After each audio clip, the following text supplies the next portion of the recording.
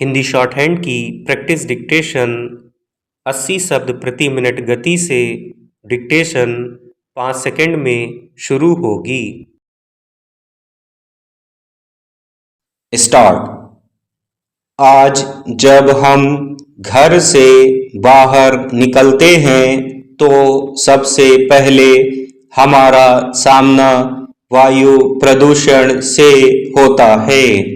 सड़कों पर रेंगते अनगिनत वाहन न केवल हमारी यात्रा की गति को धीमा कर रहे हैं बल्कि हमारे फेफड़ों पर भी गंभीर प्रहार कर रहे हैं।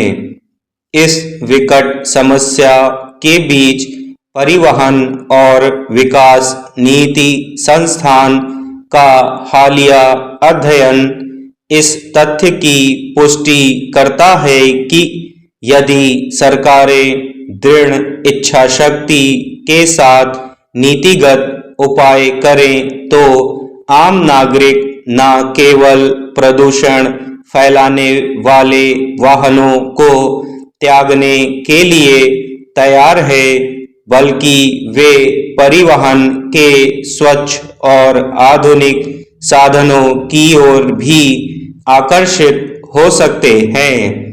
इस अध्ययन का सबसे व्यावहारिक सुझाव कम उत्सर्जन क्षेत्र की शुरुआत करना है जो शहरी जीवन की गुणवत्ता को पूरी तरह बदलने की क्षमता रखता है।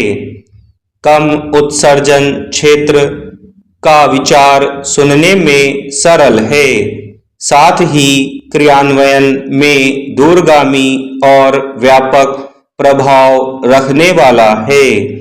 यह एक ऐसा क्षेत्र होता है जहां वाहनों के प्रवेश को उनके उत्सर्जन स्तर के आधार पर विनियमित किया जाता है।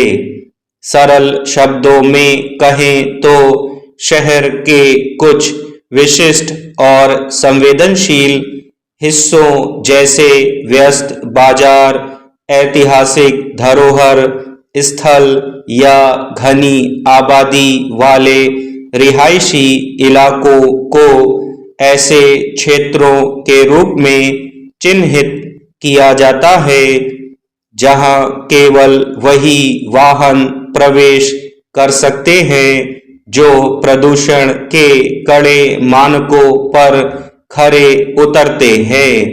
जो वाहन इन मानकों को पूरा नहीं करते उन पर या तो भारी जुर्माना लगाया जाता है या उनका प्रवेश वर्जित कर दिया जाता है।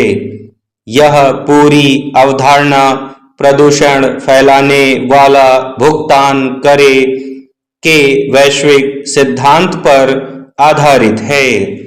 जब लोगों को यह महसूस होने लगता है कि निजी वाहन का उपयोग महंगा और असुविधाजनक हो रहा है और उसके एक बेहतर विकल्प के रूप में स्वच्छ, सस्ती और सुगम व्यवस्था उपलब्ध है तो वे स्वतः ही अपने व्यवहार और जीवन शैली बदलने की दिशा में कदम बढ़ाने लगते हैं। किसी भी सफल शहरी परिवहन नीति के दो मुख्य स्तंभ होते हैं जिन्हें प्रतिबंध और प्रोत्साहन के रूप में समझा जा सकता है। केवल प्रतिबंध लगा देना या दंडित करना किसी भी समस्या का स्थायी समाधान नहीं, बल्कि कई बार यह जनता के बीच असंतोष को भी जन्म देता है। दूसरी ओर जब एक नागरिक को भरोसा हो जाता है कि वह अपनी कार के बजाय मेट्रो या इलेक्ट्रिक बस से सुरक्षित रूप से और कम खर्च में जल्दी अपने गंतव्य तक पहुंच सकता है तो वह बिना किसी दबाव के स्वेच्छा से इस बड़े बदलाव का हिस्सा बन जाता है। स्टॉप।